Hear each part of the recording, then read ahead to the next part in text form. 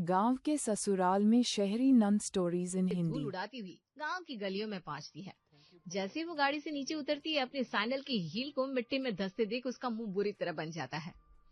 Oh my God भैया, ये कैसी जगह है? यहाँ तो चारों तरफ से मिट्टी और गोबर की बदबू आ रही है। छी छी छी छी, यहाँ कोई इंसान कैसे रह सकता है? मेरी गाड़ी देखो, टायर से लेकर छत तक धूल की चादर चढ़ गई है। पूरे 20 लाख की गाड़ी है मेरी। अब इसे शहर ले जाकर डिटेलिंग करवाने में हजारों रुपए लग जाएंगे। मैं यहाँ 2 दिन कैसे काटूंगी, सोचकर मुझे पसीने आ रहे हैं। मेरी तो पूरी वाइब ही खराब हो गई यहाँ कर। पारुल बड़बड़ाते हुए अपने भारी सूटकेस को घसीटकर घर की दहलीज पार करने वाली थी कि तभी उसकी चाची घर के बाहर एक पुराने झाड़ू से जोर जोर से धूल उड़ाकर सफाई करना शुरू कर देती है, जिसे देखकर अरे ये क्या बदतमीजी है चाची, आपको दिखाई नहीं देता कि कोई सामने खड़ा है? हद होती है इन लोगों की, कोई सेंस नाम की चीज है यानी इस गांव में? कितना ज्यादा गंदा कर दिया मेरी साड़ी को। अभी तो मैं घर के अंदर भी नहीं घुसी हूँ और मेरा ये हाल कर दिया। हे भगवान, आगे के दिन मेरे इस नरक जैसे घर में कैसे कटेंगे? यहाँ तो सांस लेना भी मुश्किल है। हर जगह धूल और सिर्फ धूल। मेरी तो स्किन का पीएच बैलेंस ही बिगड़ जाता है यहाँ रहकर। पारुल गुस्से में अपनी सैंडल पटकती हुई घर के अंदर की तरफ बढ़ती है, जहाँ उसकी भाभी निशा एक बड़ी सी पीतल की आरती की थाली सजाकर सिर पर पल्लू रखे खड़ी होती है। निशा जैसे ही आरती उतारने के लिए थाली घुमाती है, वैसे ही पारुल हाथ से धुआं हटाते हुए कहती है, अरे भाभी बस कीजिए प्लीज।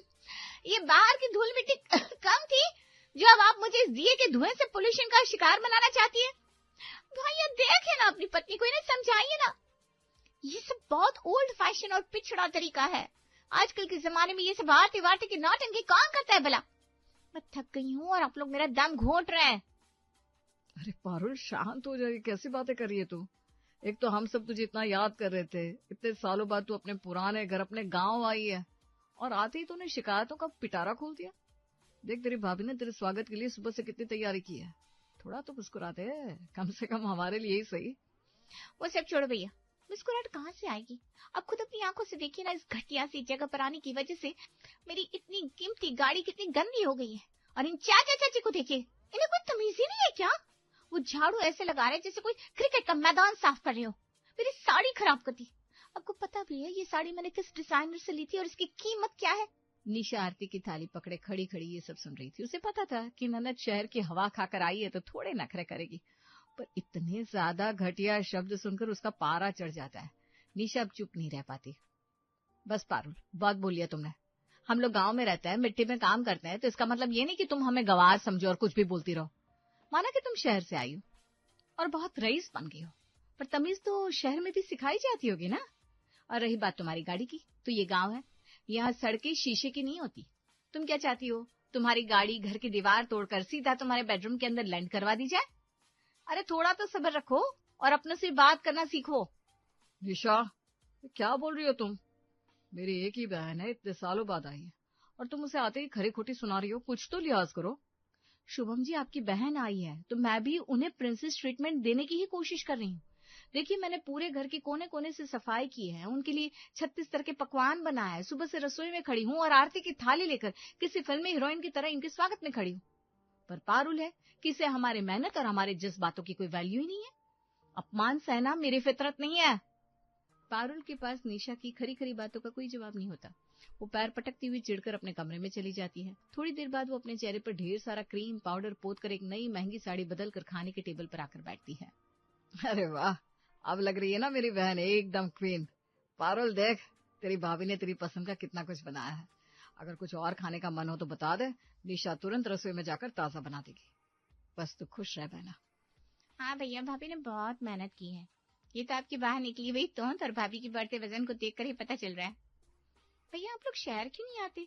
कुछ हेल्दी और ऑर्गेनिक खाना नहीं खा सकते क्या आप, जिससे आपकी हेल्थ ठीक रहे और आप लोग थोड़े प्रेजेंटेबल लगे? इस उम्र में इतना तेल और घी खाना मतलब मौत को दावत देना है।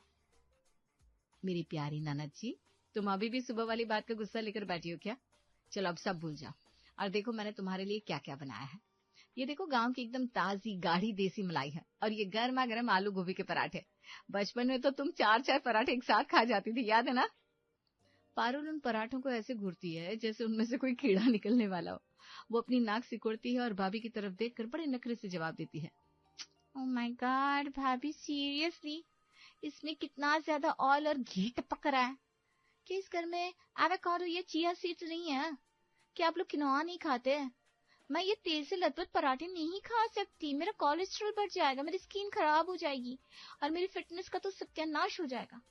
मुझे अपनी बॉडी का बहुत ख्याल रखना पड़ता है, आपकी तरह नहीं कुछ भी खा लिया। पारुल, ये एवोकाडो जो तुम बोल रही हो ना, ये सब नाम हमने पहली बार सुना है। यहाँ गांव में ये सब नहीं उगता, यहाँ शुद्ध देसी घी मिलता है। तुम एक बार ये पराठे खा कर तो देखो, मेरी गारंटी है तुम शहर के उन महंगे होटलों का स्वाद भूल जाओगी। एकदम घर का और साफ खाना है। हाँ भाभी, आप तो यही चाहेंगी ना भैया की तरह मेरी भी टोन निकल आए, मैं भी आपकी तरह आंटी टाइप और बदसूरत लगूं। मुझे पता है आप मुझसे जलती हैं, कोई बात नहीं। अगर आपके पास वो सब मॉडर्न चीजें नहीं है तो कम से कम मुझे कोई स्मूदी बना दीजिए या फिर कोई प्रोटीन शेक दे दीजिए जो हेल्दी हो। शुभम और निशा एक दूसरे का मुंह ताकने लगते हैं कि अब ये स्मूदी कहाँ से लाए। निशा फिर भी अपना गुस्सा दबाकर बड़े प्यार से बोलती है, कोई बात नहीं पारू, तुम परेशान मत हो। अगर तुम्हें पराठे भारी लग रहे हैं ना तो तुम बस 1 कप कड़क चाय पी लो। तुम्हें पता है पूरे गांव में मेरे हाथ की चाय सबसे मशहूर है।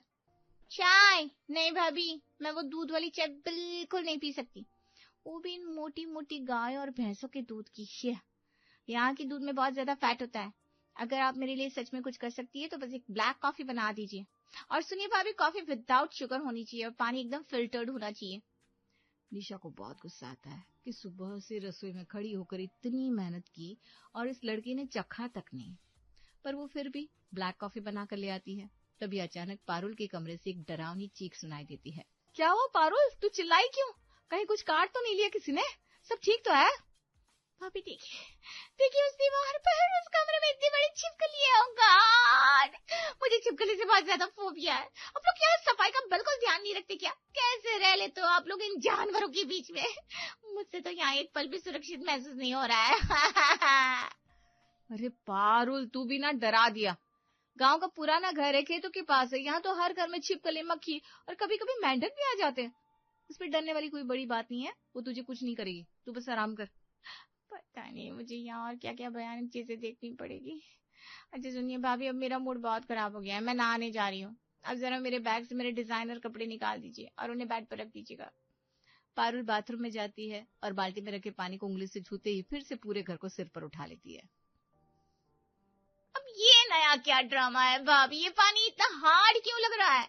छूने से पता चल रहा है कि इसमें बहुत ज्यादा मिनरल्स और गंदगी है। ये पानी बहुत अजीब और चिपचिपा है। पानी में क्या कमी हो सकती है पारुल, ये सुबह का ताजा पानी है। हमने कुएं से सीधा पाइप का कनेक्शन लिया हुआ है। पूरे गांव में सिर्फ 4 घरों के पास ही ऐसा मीठा पानी आता है। तू नहा कर देख, थकान मिट जाएगी।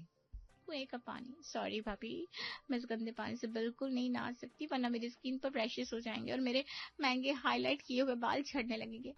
यहाँ मिनरल वाटर या बिस्लरी की बोतलें नहीं मिलती, मुझे उसी से नहाना है। निशा अब अपना सिर पकड़ लेती है। उसे समझ में नहीं आता ये लड़की सच में शहर से आई है या दूसरे किसी ग्रह से।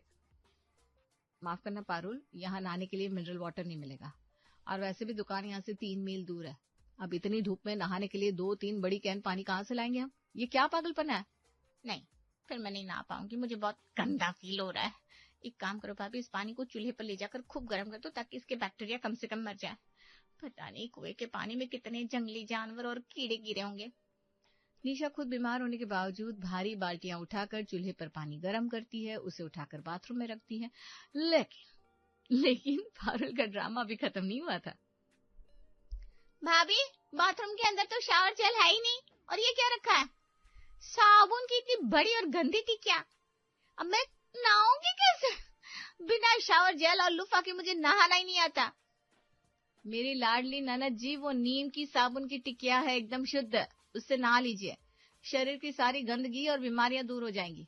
गांव में सब इसी से नहाते हैं। छी, मैं उस टिकिया को हाथ भी नहीं लगा सकती। न जाने घर में उसे कौन कौन कहाँ कहाँ रगड़ता होगा।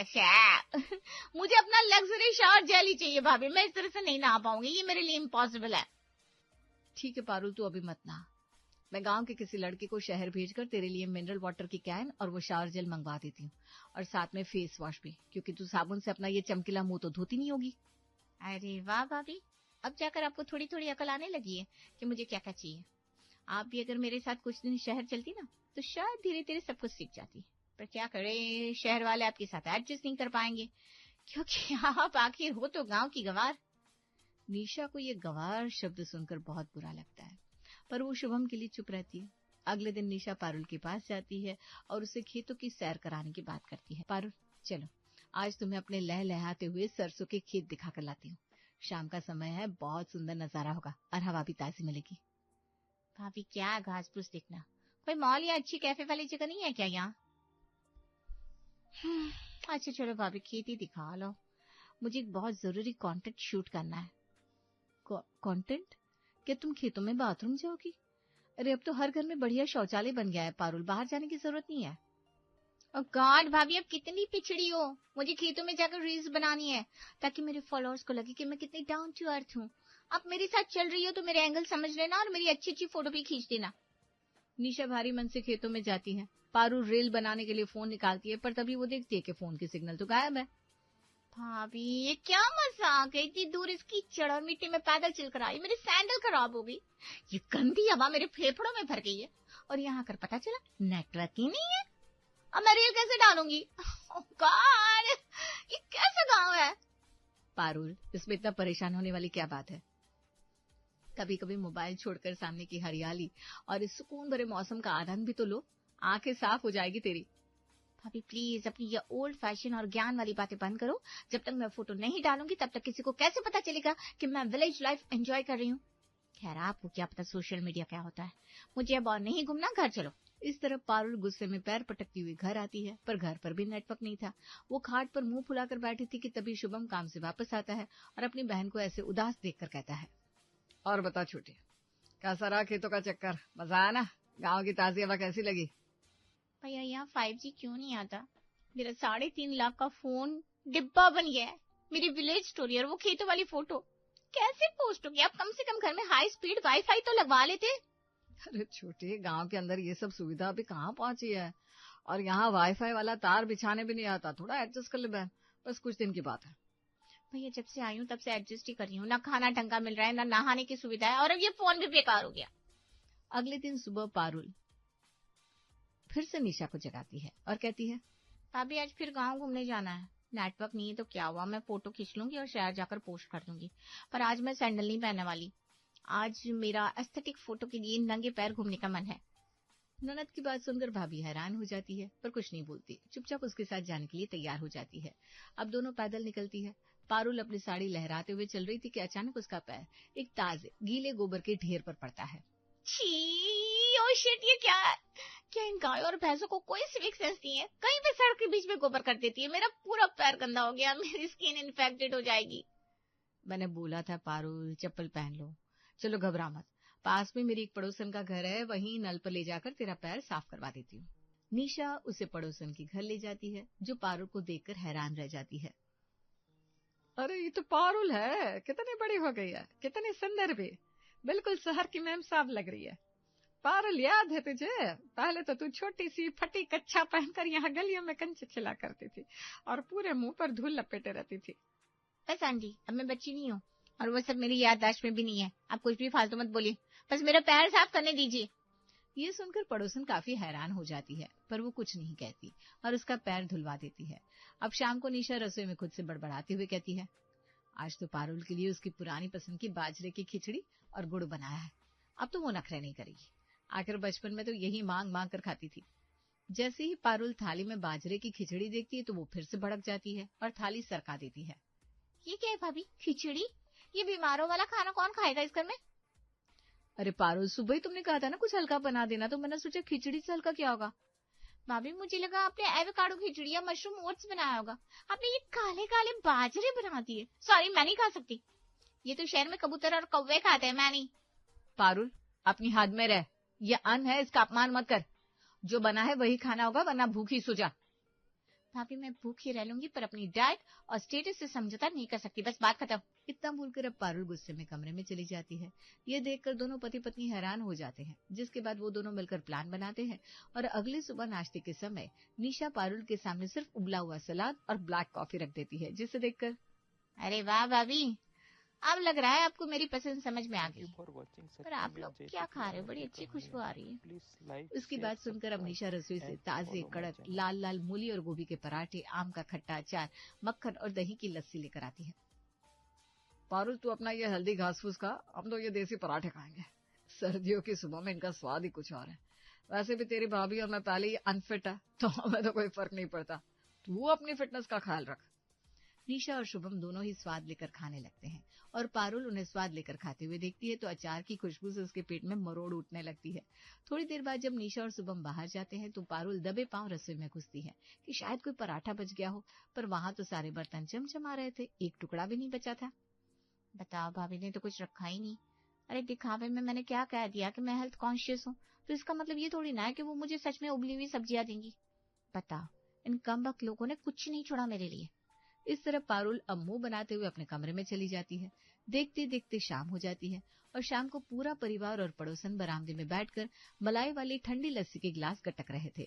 पारुल का भूख से बुरा हाल था। वो आती है। क्या बात है, बड़ी हंसी ठिठोली चल रही है। ये क्या पी रहे हैं आप लोग? बड़ा डिलीशियस लग रहा है। ओ पारुल, तुम्हारी कड़वी ब्लैक कॉफी ठंडी हो रही है, वो ले लो ना। हम तो ये गांव की शुद्ध मलाई वाली मीठी लस्सी पी रहे हैं। तू नहीं पी पाएगी, इसमें ना बहुत कैलोरी होती है। हाँ पारुल, ऐसी मलाईदार लस्सी तो तूने शहर की 5 स्टार होटल में भी नहीं पी होगी। पारुल की भूख और लालच अब बर्दाश्त से बाहर हो जाता है, पर वो कुछ नहीं बोलती। अगली सुबह जब निशा रसोई में फिर से पराठे सेक रही थी तो पारुल रोनी सूरत लेकर वहां पहुंचती है। क्या बना रही है भाभी? बहुत ज्यादा भूख लगी है, रात भर नींद ही नहीं आई भूख से। पारुल, मैं और शुभम तो आलू पनीर के पराठे खाएंगे, पर तू फिक्र मत कर, तेरा बिना स्वाद वाला सलाद और काली कॉफी तैयार है। पारुल अब खुद पर काबू नहीं रख पाती और चिल्लाते हुए कहती है। अरे बस बहुत हुआ भाभी, अब मैं ये और हेल्दी होने का झूठा दिखावा नहीं कर सकती। मुझे भी वही आलू पनीर के पराठे खाने हैं, वो भी ढेर सारा मक्खन और अचार के साथ, और साथ में वही लस्सी का बड़ा ग्लास भी चाहिए। मुझे कोई डाइट नहीं करनी, मुझे बस ये खाना खाना है। पायल की बात सुनकर शुभम भी किचन में आता है। शुभम और निशा एक दूसरे को देखकर जोर जोर से ठहाके लगाकर हंसने लगते हैं। अरे मेरी प्यारी ननद, चिंता मत कर, तेरे लिए पराठे तैयार रखे। हमें पता था तू ज्यादा दिन ये सलाद का नाटक नहीं कर पाएगी। तेरे पति ने हमें पहले ही बता दिया था कि तू घर में सब कुछ चट कर जाती है, बस यहाँ तू अपनी अमीरी का झूठा दिखावा करेगी। पारुल शर्म के मारे पानी पानी हो जाती है और फिर पूरे परिवार के साथ जमीन पर बैठकर मजे से देसी खाने का मजा लेती है।